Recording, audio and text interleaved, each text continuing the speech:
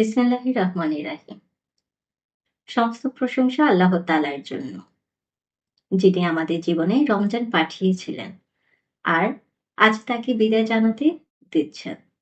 দুরূদ ও সালাম বর্ষিত হোক আমাদের প্রিয় নবী হযরত মুহাম্মদ সাল্লাল্লাহু আলাইহি সাল্লামের উপর, যিনি রমজানকে ভালোবেসেছিলেন আর বিদায়েও কেঁদেছিলেন।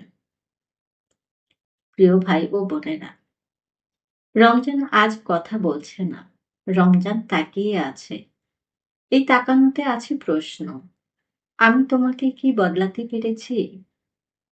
রমজান চলে যায়, কিন্তু তার সাক্ষী থেকে যায়। আমাদের নামাজ, আমাদের কোরআন, আমাদের চরিত্র। দিনানুর বলে, যে দেহ রমজানে সংযম শিখেছে, সে দেহ এখনো জানে কিভাবে থামতে হয়। আজ তার চাওয়া বেশি নয়, আজই শুধু বলি, আজকে মূল আমল।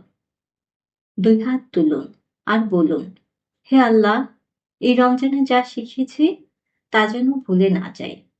রমজান যেন আমার ভেতরে থেকে যায়। আজ অন্তর দিয়ে দোয়া করুন, আবার যেন রমজান পাই। আর যদি না পাই, এই রমজান যেন আমার জন্য সাক্ষী হয়।